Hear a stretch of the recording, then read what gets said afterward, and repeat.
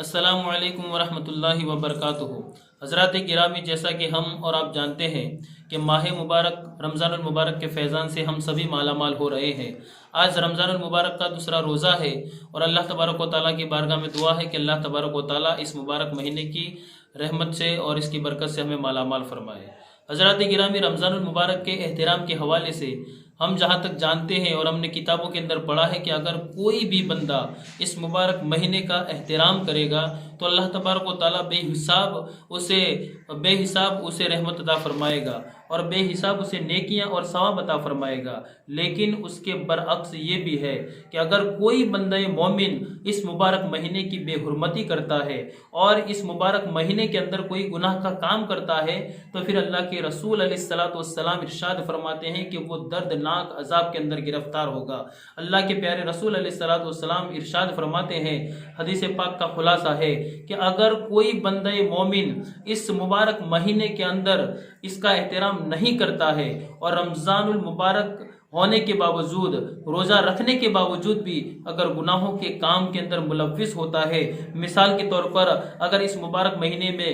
کوئی نشہ کرتا ہے، کوئی شراب پیتا ہے، کوئی زنا کا کام کرتا ہے، کوئی کسی پر تہمت لگاتا ہے، کوئی کسی کی غیبت کرتا ہے یا پھر کوئی کسی کی چغلی اور اسی طریقے کے گناہ کے کام اگر کوئی بندہ مومن کرتا ہے تو اللہ کے رسول علیہ الصلوۃ والسلام ارشاد فرماتے ہیں کہ اللہ تبارک و تعالی رمضان کی بے حرمتی اور رمضان کے اندر گناہ کرنے کی وجہ سے اس کے 1 سال کی نیکیاں برباد فرما دیتا ہے، 1 سال کے اعمال کو تباہ و برباد فرما دیتا ہے۔ تو حضرات گرامی، ہمیں بھی یہ چاہیے کہ ہم اپنے اعمال کو برباد ہونے سے بچائے، ہم اپنی نیکیوں کو ضائع ہونے سے بچائے اور جتنا بھی ہو سکے خود بھی گناہ سے بچے، اپنے گھر والوں کو، اپنے دوستوں کو، اپنے احباب کو گناہوں سے بچاتے رہے، اس مبارک مہینے کے اندر عبادت کرتے رہے۔ آئیے میں آپ کو حضرت علی رضی اللہ تعالی عنہ کی ایک روایت، آپ کی ایک بات میں آپ کو بتاؤں کہ حضرت علی رضی اللہ تعالی عنہ ارشاد فرماتے ہیں کہ ایک مرتبہ میں کوفہ کے قبرستان میں گیا اور جیسے ہی قبرستان میں پہنچا تو میں نے ایک تازی قبر دیکھی۔ حضرت علی فرماتے ہیں کہ جیسے ہی میں نے اس قبر کو دیکھا تو میرے دل کے اندر یہ جذبہ، یہ شوق پیدا ہوا کہ میں اس قبر کی حالت کو دیکھوں۔ میں نے اللہ کی بارگاہ میں عرض کی کہ یا اللہ، اس قبر کے حالات سے مجھے تو واقف فرما دے، مجھے وہ طاقت دے تاکہ میں اس قبر کی حالت کو دیکھ سکوں اور قبر والے سے میں اس کے حالات کو پوچھ سکوں۔ تو حضرات گرامی، جیسے ہی حضرت علی نے دعا فرمائی، اللہ تبارک و تعالیٰ نے فوراً آپ کی دعا کو قبول فرمایا اور حضرت علی اور اس قبر کے درمیان جتنے بھی پردے حائل تھے اللہ نے سارے اٹھا لیے۔ اب جب حضرت علی نے اس قبر کے اندر دیکھا تو کیا دیکھا کہ قبر کے اندر جو مردہ پڑا ہے وہ بہت ہی دردناک عذاب کے اندر گرفتار ہے، اور جیسے ہی حضرت علی کو اس مردے نے دیکھا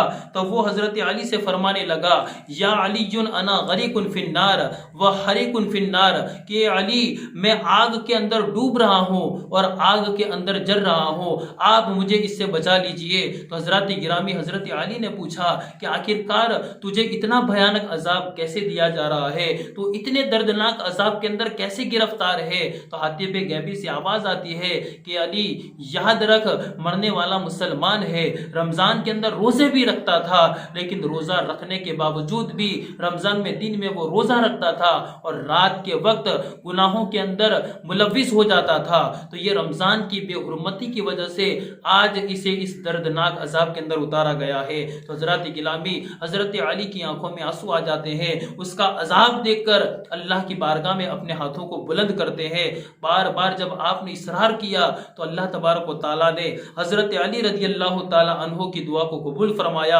اور حضرت علی کی دعا کے صدقے میں اللہ تبارک و تعالیٰ نے مردے کی قبر سے اس عذاب کو اٹھا لیا۔ تو حضرات گرامی، آج ہمارے لیے دعا کرنے والا کوئی علی نہیں ہے، آج ہم خود اتنے گنہگار ہیں۔ یہ مبارک مہینہ ہمیں ملتا ہے تاکہ ہم اپنے گناہوں کو مٹا سکے، اللہ کو منا سکے، اللہ کو راضی کر سکے۔ تو ہمیں اس مبارک مہینے کا احترام کرنا ہے، ہمیں اس مبارک مہینے کے اندر گناہوں سے بچنا ہے، عبادت کرنی ہے اور اللہ کو راضی حاصل کرنا ہے۔ دعا کرتا ہوں اللہ تبارک و تعالیٰ کی بارگاہ میں کہ اللہ تبارک و تعالیٰ سب سے پہلے مجھے اور تمام مسلمانوں کو اس مبارک مہینے کا احترام کرنے کی توفیق رفیق عطا فرمائے اور اس کی بے حرمتی کرنے سے تمام مسلمانوں کو اور مجھے بچائے۔ السلام علیکم ورحمۃ اللہ وبرکاتہ۔